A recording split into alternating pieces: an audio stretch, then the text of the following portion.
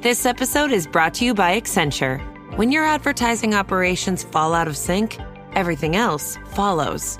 Spotify and Accenture are working together to reinvent the rhythm of ad sales, using automation, analytics, and smarter workflows to simplify campaign delivery and access better data across the business. The result? Less time spent on operations, more time connecting brands with the moments and fandoms that matter most. Learn more at accenture.com/Spotify. When you need to build up your team to handle the growing chaos at work, use Indeed Sponsored Jobs. It gives your job post the boost it needs to be seen and helps reach people with the right skills, certifications, and more. Spend less time searching and more time actually interviewing candidates who check all your boxes. Listeners of this show will get a $75 sponsored job credit at Indeed.com/podcast. That's Indeed.com/podcast. Terms and conditions apply. Need a hiring hero? This is a job for Indeed Sponsored Jobs. This podcast is part of the Robots Radio Rocket Club, a program designed to help all podcasts reach their full potential. For information about joining the Robots Radio Rocket Club, check out robotsradio.net.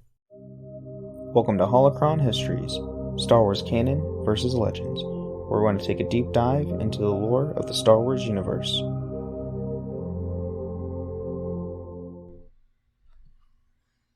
All right. Well, welcome everyone to the Holocron Histories podcast, where we talk about Star Wars canon versus Legends lore. I'm one of your hosts, Austin, also known as Teacup, and I'm glad to be back after our break from the holidays. Yes, and I am so glad to be back too. And I'm your other host, Ben of Temeria, and Happy New Year, everyone who listens to the show, because we are now officially in 2024. So now we can say Star Wars Outlaws comes out this year. That's true, it does. Supposedly. They say that. Yeah, I don't hold my breath on any game year anymore because... Nope. Yeah, we all know why.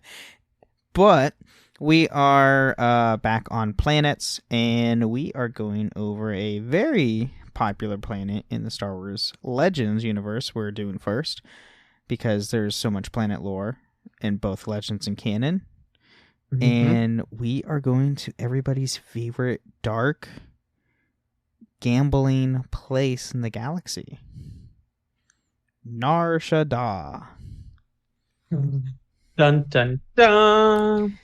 And you know, if anybody's played Star Wars games, we all been to Nar Shaddaa at least once in our lives, because it's in KOTOR 2, Force Unleashed, and the SWTOR games, or SWTOR MMO, which has its whole much more fleshed out than KOTOR 2 was. KOTOR 2 is very dark, though. It was very, there was barely any light when you're on Nar Shaddaa. But, to get right into it, Nar Shaddaa was tidally locked to Nal Hutta, which resulted in the fact that only one side of the moon always faced the parent planet, while the other side was faced towards the empty space. So, it didn't rotate. Which kind of... I'm curious how that works temperature-wise. I don't know. Power plants and their massive exhaust pots venting off the excessive heat made the levels nearer to the moon's rocky surface warmer and hotter, encouraging the residents to build structures further up. Ancient refueling spires and loading docks reached out from the native shell from where they built the upper atmosphere. In between those ports, massive vertical cities grew. The urban areas on Nar Shaddaa was known as vertical cities, since the layers of housing and entertainment buildings were built on top of older layers. Like Coruscant and Terrace, some of the tallest spires reached the heights of 3 kilometers. That's tall. And I can't... It's very tall. And then many mines were in operation during the Galactic Civil War. Ores from the deep of the crust were loaded to conveyor belts and emerged from the surface, and climbing massive spiraling ramp reached the loading docks high above. The entire Ecumenopolis was dominated by decaying urban landscape and congested populated cities, in contrast to the gleaming apartments and well-maintained skywalks that made up much of Coruscant. The moon was protected by planetary shields. Weird. And then the inconsistently shaped buildings, some cylindrical words, some polygonal, look like trunks of some grown organism, and the population around them like symbiotes. The cityscapes were as anarchinally. These are engineering words are hard for me. Okay. Archaeologically constructed. Yeah, that. As anyone was able to build unregulated their own granaries, spires, bridges, platforms, and signs anywhere that could be convenient for them, creating navigational hazards. Some of the signs were deliberately deceptive, which would lead many a pilot to trap where they would be mugged and or killed. Because Nar Shaddaa. Here, let's have a random sign that tells you go this way, you go that way. Oh no, my engine blew. Oh no, there goes my cargo.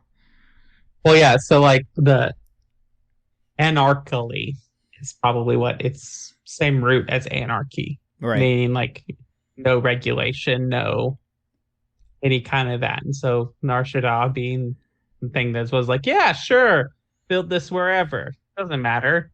It doesn't matter if you build this platform in the middle of a heavy traffic speeder lane. Sure. Whatever. Right. Yep. So, I mean, it's next to Nar Shaddaa, which, if no one knows anything about Nar Shaddaa, that planet is named and controlled, obviously, by the Hutts. So, since it's Nar Shaddaa orbits Nar Shaddaa, who controls Nar Shaddaa? The Hutts. And Hutts don't care. The more crime, the better. They care about them. Oh, true. They care about them. They care about lining their pockets. Of course. So now we get to some culture. So anything illegal elsewhere could be brought and sold on Nar Shaddaa, and many young smugglers, pirates, and criminals started their careers on the smuggler's moon. Various sections of Nar Shaddaa were controlled by the Hutts and other criminal organizations. Despite the criminal activities on the smuggler's moon, it was known that many of the galaxy's most advanced technologies were actually developed on Nar Shaddaa. Corporations that wanted to avoid regulations that were prohibited testing often developed such dangerous and even valuable technology with the lower levels of the city of the moon. And many types of beings, individuals, and occupations could be seen in the streets: Wookiees, Twi'leks, Cubaz, Whiphids, Weequays, Bith sand artists, Ithorian herd merchants, Gamorrean guards, clone slaves, constructed droids carrying individuals and sedans, Imperial and Imperial commandos acting as bodyguards. So you will see a wide variety of individuals and occupants on this moon. Because illegal stuff. There's crime on Nar Shaddaa. What? Oh, that's news. Oh, that's galactic news right there, everyone. So now we're going to get a bit of the history. So where do we begin? We begin in the Old Republic, which is everyone's favorite era of Star Wars. Let's be honest, as it should be. So when the Hutts left their homeworld of Varl, they displaced the Evosi native to Nar Shaddaa to Nar Shaddaa in 15,000 BBY and immediately destroyed the remaining Evosi agriculture because Hutts. Yeah. Makes sense. Eventually, the moon was annexed by the Hutts, who started to force the Evosi into slave labor, completely changing the moon's unknown original natural terrain by building spaceports and docking bays across its surface, some stretching out into orbit, although the moon's urbanized construction had just started, began to prosper along with Nar Shaddaa. By 14,500 BBY, the moon was completely urbanized, and the Evosi were finally free since their work was complete. However, most have died off during the construction, and the few that remained took refuge in the Undercity. Because Hutts don't care. And then, unfortunately, the Evosi began to mutate into the unwholesome savages due to various technologies practiced in the moon's Undercity. For about 11,000 years, it arrived with the galactic capital Coruscant as the important center of the interstellar trade and continued to grow. In 4000 BBY, when the trade lanes shifted, Nar Shaddaa and its planet became obsolete and were eventually abandoned by the Republic, which was a very poor choice, might I add. Nar Shaddaa became a criminal haven and gained a reputation of being the center of illegal operations in the galaxy, earning the moniker the Smuggler's Moon. Now distant from the galactic trade centers, the moon was allowed to run its own affairs with little outside interference. Words today, jeez. And then now we get to 3951 BBY. So the moon was visited by the Jedi exile in her search for Zkael, a Jedi master who cast her out of the Jedi Order. After the Jedi Civil War ended, the Nar Shaddaa became a swarm by thousands, if not millions, of refugees from destroyed worlds across the galaxy, and are still more ex-soldiers from both sides of the conflict, choking up its spaces looking for work and or new homes. So, obviously, this is the events of KOTOR 2, which is on the first... This might be the first time we actually see Nar Shaddaa, like, visually. I think it's probably correct. Well, okay, hold on. We need to figure out, because you technically go to Nar Shaddaa in Jedi Academy. So was that before or after KOTOR 2? KOTOR 2 was 2003. No, 1 is 3. 2004. Jedi Academy, I'm pretty sure that was that earlier? I don't know. They were both on the original Xbox. So yes. Ooh, that's something we need to look up. I'm looking it up right now. So, as we continue, its refugee sector is one of the most crowded in the entire galaxy and tightly controlled by the Exchange, which I hate them. I hate the Exchanges, are terrible. The Exchange was exploiting the refugees to lure any remaining Jedi into their hands. The exile attracted the Exchange's attention by persuading Kashyyyk, the Overseer, to loosen the grip on the refugee sector and rescuing locals from the Exchange thugs. After she went to Jek Tar to meet with the Exchange member Visquis, Goto intervened in Visquis' attempt to kill the Jedi and collected a misinterpreted bounty. However, her companions rescued her and they succeed in destroying Goto's yacht, the Visionary, destabilizing the Exchange and other criminal organizations throughout the entire sector for many years. And Goto is the worst companion ever. Period. Yes. So many better droid companions in game. But Jedi Academy was released in September 16th of 2003. So it is before KOTOR 2. Okay. So KOTOR, okay, so we see Nar Shaddaa for, it's not even that long. We're not really on Nar Shaddaa that long in Jedi Academy, are we? I don't remember. I can't remember if that's the episode, the layer with the hut, or with the rescue the people, like the village people from a huntsbout, and you have that rancor chasing you in the pit. But there's also the other one that's a giant mutated rancor chases you, but it's not that one. Okay. I can't remember the top of my head. It's been so long since I played Jedi Academy.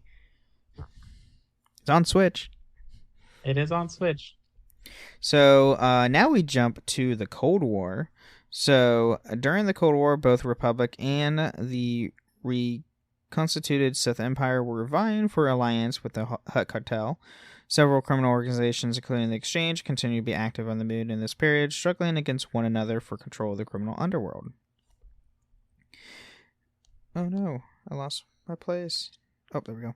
In 3653 BBY, the Exchange suffered a heavy defeat at the hands of the Shadow Syndicate, even being driven out of the Corellian sector.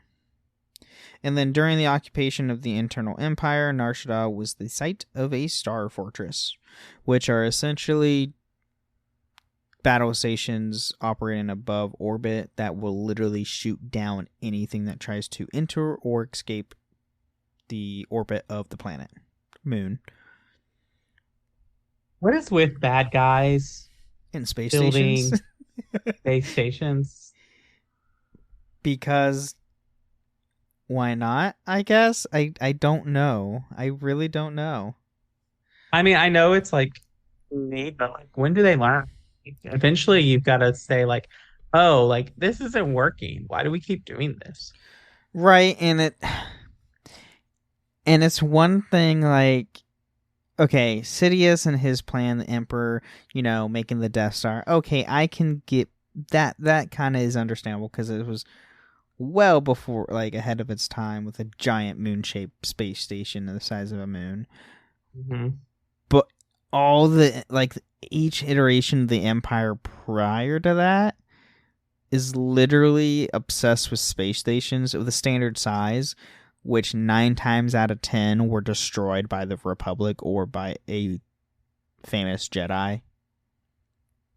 This is what I'm saying, man. I mean, the Emperor could have learned too. It's like, maybe we shouldn't have something that's kind of obvious. And Maybe. then we get later down the line into the First Order, where they literally turn a planet into one of those, and it still explodes. Yeah, they don't learn. Let's put a giant target on this thing and wait for it to explode. Do you remember the Family Guy Star Wars spoofs? Yes. And then when they did Jedi, and they're explaining the attack on the Death Star, and Peter's Han Solo just goes, "Yeah, we did this already. That's what's messed up about this." Yeah. We already did this. Yep. Yeah. And there was a bunch of videos I've seen where the explanation of how the Death Star explodes is like, they shot down a couple photon torpedoes down an exhaust port directly straight down for it to explode. Well, for one, an exhaust port isn't to suck things in, it's to expel gas. So, but then we also are in a galaxy with space wizards. Of course. Because the logic does not have any sense at all in the galaxy. No. But now we do jump ahead quite a bit to the new Sith Wars. So this is around 1002 BBY. The Brotherhood of Darkness operated a Sith Academy on the world that specialized in the training of the Sith assassins. In 1000 BBY, after the Rusan campaign, Set Harth and Bal Serenus dueled on the moon, but were both imprisoned by a Hutt crime lord. So literally 2 Sith have a duel, but the Hutts literally arrest them and put them in prison. Which is like, For them. That's impressive if the Hutts did that. And then now we get to a little bit more recent history that everybody's known. So this is the decline of the Republic. So this is, Clone Wars. So before her death in 32 BBY at the hands of Darth Maul, native-born Polwick Anissa Dime and her ship, the Dusty Duck, called the Smuggler's Moon home. Having a ship called the Dusty Duck. For her. And then in 28 BBY, the Holocoids took over the spice processing in Nar Shaddaa thanks to the efforts of the Jedi Surui Tashi. Han Solo spent part of his early career as a smuggler in Nar Shaddaa. There he learned the tricks of the smuggling trade from some of the galaxy's best smugglers, such as Zara Zend, Shuga Nix, and Roa. He had an apartment on the smuggler's moon, which was maintained by his old housekeeping droid, ZZ, but after he decided to leave the moon for the corporate sector, it was left unused.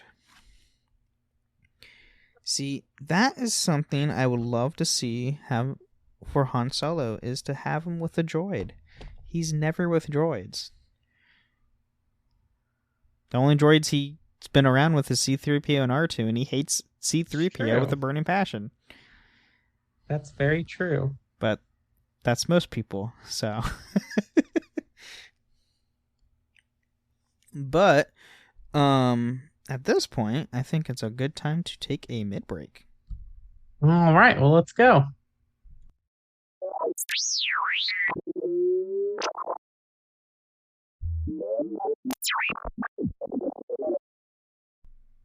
All right, well, welcome to the middle of the show where we take time to thank our patrons. Thank you to all of our patrons for your support, and we love hanging out with our patrons on Patron Chat. And if you'd like to do that, you can go to patreon.com/holocronhistories.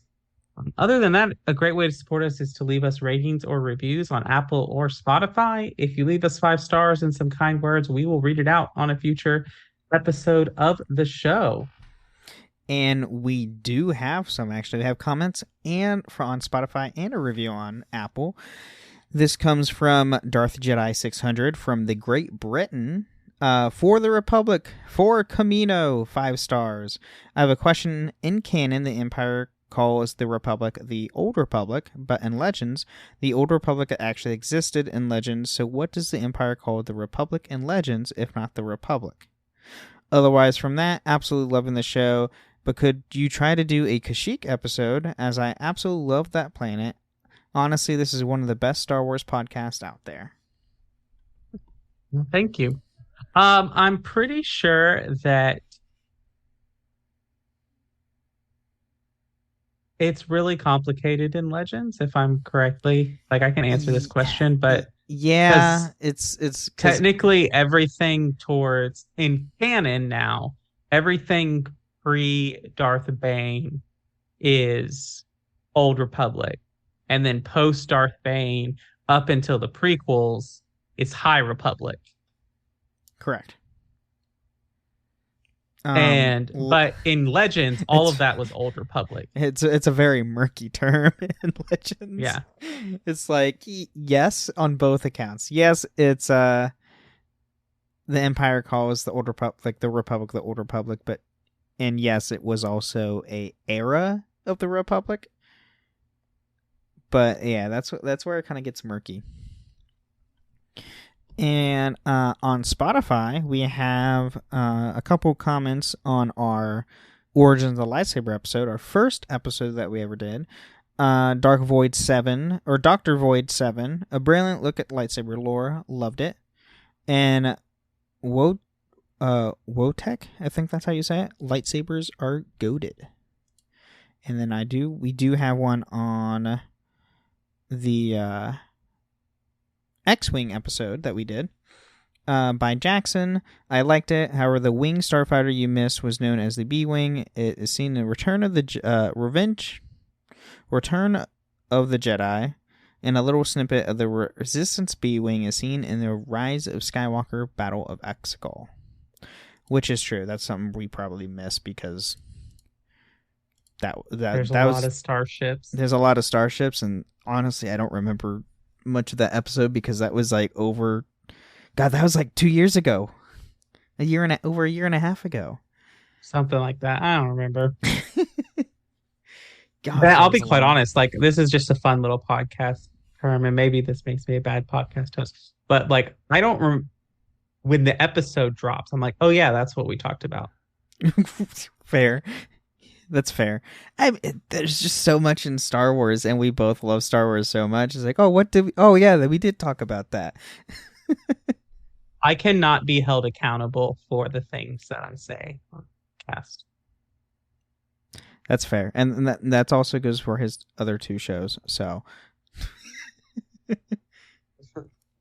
and it goes with my 3 other shows. So, I have no responsibility. Anyway, but yeah, thank you for the awesome comments and reviews. Always appreciate it. And thank you for listening.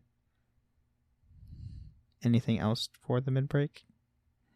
Join our Discords. There's if you haven't heard, if you've made it this far in our shows, you've heard about the Discords. You can join them. You can check out our other shows. You can catch us live on Twitch at Ben of Temeria, or twitch.tv/Ben of Temeria, where you can catch us on Twitch every Tuesday at 8 p.m. Central Time, 5 p.m. Pacific. Time zone math is messing with my brain today. That's fair. Yeah, understand that. But cool. Let's get right back into more Nar Shaddaa. Yeah.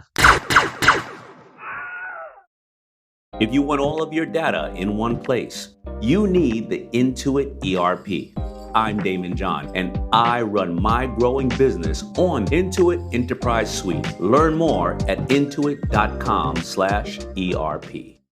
Visible puts the ultimate wireless hack in the palm of your hand. With unlimited 5G wireless data and hotspot designed to keep you connected, powered by Verizon's 5G network. And no contract holding you back. Plans start at $25 a month, or get the premium Visible Plus Pro plan and save $10 on your first month when you use promo code HACK. Make the switch at Visible.com. Terms apply. See Visible.com for details. All right, so we are finally in the Galactic Empire era for Nar Shaddaa. So, after the rise of the Galactic Empire, Nar Shaddaa's citizenry celebrated for an entire month. They were overjoyed by the regime change, not because of what it meant for the galaxy, but because the Empire was turning its attention inward, and they hoped that that would give them more leeway for their illegal activities. I don't even know how to respond to this. They celebrated for an entire month. It's like, yay, we can get away with more illegal activities. I just don't know how to respond to that. I don't either. In 3 BBY, Galen Merrick journeyed to Nar Shaddaa under the orders of Darth Vader to execute the Jedi Ram Koda, who was attacking the critical Imperial shipyard in Nar Shaddaa's orbit during the duel between the 2 Force adepts in the control room. The controls were destroyed, causing the facility to fall towards the moon. And then while it was falling, a blinded Koda fell out of the window, but was protected by the Force and made his way to the undercity of Nar Shaddaa and became an alcoholic. Ram Koda was rescued by Bail Organa and Merrick by Juno Eclipse. In 2 BBY, Merrick returned to Nar Shaddaa, hoping to find Koda, whom he knew was not dead, died in their duel. Although the Jedi had left Nar Shaddaa by the time Merrick arrived, Merrick was able to pick up Koda's trail, eventually tracking him to Beston. Which we explained all that in the Starkiller episodes that we did. We did. And then Jackson and Amazia Foxtrain teamed up as smugglers, headquartered on the moon. Lando Calrissian also spent his early career on Nar Shaddaa prior to serving Ramus Antilles. C-3PO and R2-D2 traveled to the smugglers' moon in an attempt to apprehend the criminal Olagat Grek, and the bounty hunter Greedo and his family lived on the moon's Corellian sector for several years until the Imperial attack on a rebel hideout resulted in the destruction and collapse of nearly 20 sector levels. That is a lot. And if anybody wants to know, Jackson is the alien rabbit. The alien rabbit. Yeah, he's literally an alien Easter Bunny rabbit looking thing. Oh. Yeah, I don't remember this. Yeah, he has a whole comic series and everything. He's interesting looking. He literally looks like the Easter Bunny, but like that's his actual biology, not in a suit. Yeah, he's interesting. And then following the Battle of Yavin, rebel agent Kyle Katarn traveled to Nar Shaddaa in order to find Imperial navigation charts related to the Dark Trooper project. The Imperials had already put a bounty on his head, which resulted in a skirmish in the streets. Oh, so we actually go to Nar Shaddaa during, which one is this? Is that Shadow? No. Dark Trooper? Star Wars? What was the first game with Kyle Katarn? Dark Forces. Yes. So we would have gone to Nar Shaddaa and Dark Forces then. Yeah, so there we go. All the way back there. Which was in the 90s. And then now we jump to the New Republic. So after the Battle of Endor, the Empire lost its jurisdiction there, although arrogant Imperials continued to harass citizens by pretending to have authority, because Imperials. In 5 ABY, Katarn caused havoc once more while chasing the information broker droid AT-88 that had his father's holodisk. While he found him, Kyle shot and severed the droid's arm and had descended into the sewers to find the disc before ascending and being picked up by Jan Ors. In 10 ABY, Han Solo returned to his wife, Leia Organa Solo. During the trip, Leia met Purge survivor named Vima da Boda, who gave her an ancient lightsaber. When returned to his apartment, he was being maintained by Zizi. Unfortunately, there was another surprise for him, the dreaded bounty hunter Boba Fett, waiting on the Nar Shaddaa to capture Solo. After a chase through the streets of Nar Shaddaa, they escaped, along with Solo's former comrades, Sala Zind, Shug Nix on the Millennium Falcon, and the Starlight Intruder to Biss. Which, the Starlight Intruder, is that Leia's ship? Maybe. Nope, that is Sala Zind and Snug Nix's ship. Later that year, while en route to the New Alderaan, Han and Leia, along with the Smuggler friends, returned to Nar Shaddaa. Upon reviving to the City Moon, they discover the Imperial presence in the form of the Imperial-class Star Destroyer Invincible, which was under the command of the Dark Jedi Zam Kath and Badon Foss. During an adventure through Nar Shaddaa's broken-down cities, they encountered Gank bounty hunters, Boba Fett, Imperial troopers, and deadly Verbithers? I just want to say that I've been playing so much Baldur's Gate that when you said gank, I thought you said gith, which is the gith word for like a mind flayer. So just that's where my brain. It's not D&D terms. I'm sorry. No. And the Solos also met Vima again, and this time took her with them. As they are leaving Nar Shaddaa, they met with the resistance from Mako's Sprints and the Invincible, although they also managed to escape. During the escape, the Invincible attempted to capture the Falcon, although unfortunately it dragged the skyscraper where Mako's Sprints was located. As a result, the Invincible crashed into the surrounding cityscape, causing heavy damage to lives and property. And then in 12 ABY, while looking for Deshan, Kyle Katarn once more returned to the city and looked for the Rodian crime lord, Relo Barluk. He freed Lando Calrissian from Barluk's hold and eventually found him. However, the gangster managed to entrap him in a room full of turrets, but the Jedi escaped. Katarn and the Calrissian managed to find Lady Luck and refuel her using pipelines. When they were about to make their escape from Nar Shaddaa, Relo attacked them with a handful of mercenaries. The criminal used a gun platform to hit the ship while his thugs boarded it, but Katarn leapt into the laser turret of the Lady Luck and shot down the gangster. And then in 14 ABY, it was discovered that Lanik Racto was manufacturing assassin droids in a hidden facility on the moon and selling them on the invisible market until Jaden Kor captured him in the headquarters on Coruscant, where Racto revealed the location of the factory. Shortly after that, the New Republic intelligence raided the factory and thwarted his operations. And then now we get to the dark history of Star Wars called the Yuuzhan Vong Empire, where nothing turns out good. Works out in the end. Yeah, after a lot of turmoil and death and destruction. Is there a problem? Yeah. Yeah, just a bit. In 26 ABY, the cities of the Smuggler moon were destroyed by an orbital bombardment by the extragalactic Yuuzhan Vong. Most of the inhabitants were killed, and the entire urban moon was reduced to rubble. So, we're off to a great start. The entire moon was basically wiped. Builds character. Builds character with nothing there. Rub some dirt in it.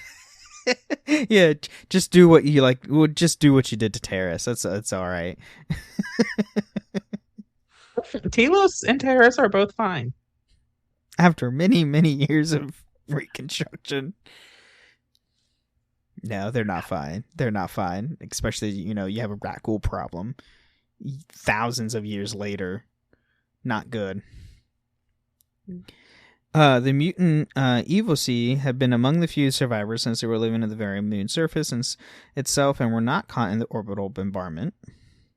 The entire YouTube system was surrounded by some of the Yuuzhan Vong's deadliest warships.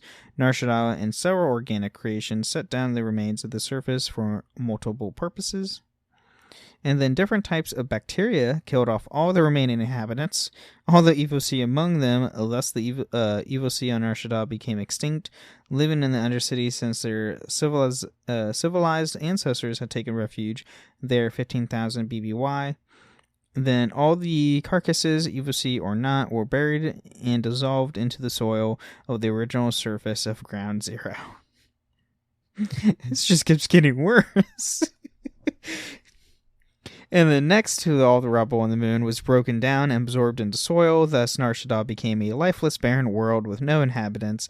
The surface of Nar Shaddaa was then Vong formed to suit the invaders. And then Nar Shaddaa, along with Nal Hutta itself, and indeed all the Watumd system in the Yuuzhan Vong's grasp, was used as a stronghold in Hutt space. The entire Hutt over-sector was swallowed up by the Yuuzhan Vong Empire and began to desolate Hutt space. So, yeah. When I said dark, I meant like annihilation and extinction levels. This entire system just, nope, it's gone. Yeah. So, now we have the legacy. So in 29 ABY, when the Yuuzhan Vong were defeated and abandoned the moon of Nal Hutta, since Nar Shaddaa was Vong formed during the Yuuzhan Vong War, it did not yet return to the state of the Ecumenopolis, though many small cities were built across the moon and became a haven for smugglers once more in 29 ABY, and the Hutts eventually reclaimed Nar Shaddaa, rebuilding that which destroyed. The moon, along with the planet, joined the Confederation in 40 ABY, although the Hutts themselves were relatively neutral during the Second Galactic Civil War. And later in the war, however, the Hutts eventually joined their fellow non-Hutt criminals in the Great Conflict.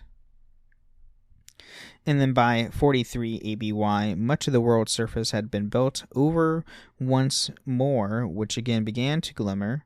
Tob Jadek, a former smuggler from the last days of the Galactic Republic, reflected on how similar Nar Shaddaa was to the original state years before the Vong forming. He had noticed that the security in the world is much tighter than it was in the days of the Republic. The place where people went to quickly and easily disappear now required retinal and body scans to enter the moon's spaceport. Well, that sucks for anybody trying to disappear.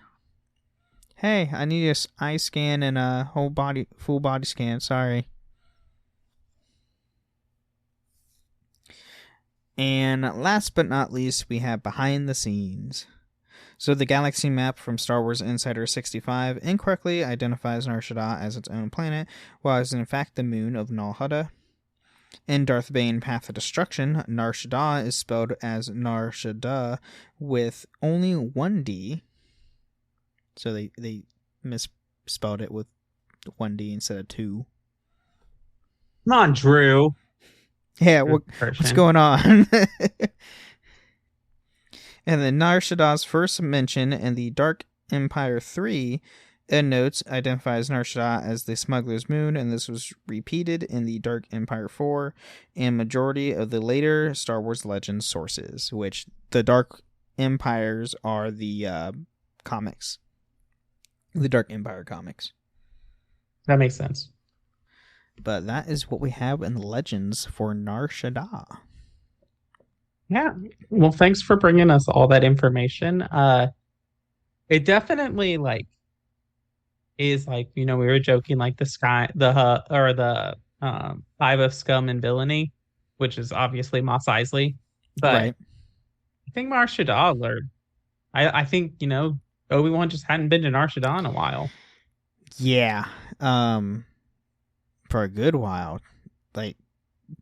Old Republic. I mean, we visited quite a lot in KOTOR 2, and if you play the MMO Star Wars Old Republic, all you deal with is literally criminals the entire time that you're there. Mm-hmm. Or illegal pod racing, because pod racing's fun. Is there pod racing in SWTOR? No, there was pod racing in KOTOR 2. Or it was swoop. No, it was swoop racing. racing. Swoop racing, pod racing, they're almost the same. You're just now going swoop racing, just going in a straight line. Swoop racing, you're only so if you notice pod racing, it's interesting because pod racing is obviously designed on the normal racing that we think, like the Indy 500 or the Formula One racing. But swoop racing is more is based on, it's called a drag race. It's drag racing, yeah. Yeah, you have a one-shot thing and you're supposed to make it in a certain time. Mm-hmm. True. Though actually there is swoop racing in Star Wars The Old Republic MMO. There's pod racing on Malastare. It's very fast, very dangerous.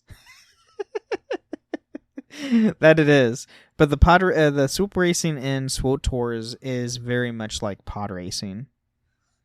It's weird. It's different.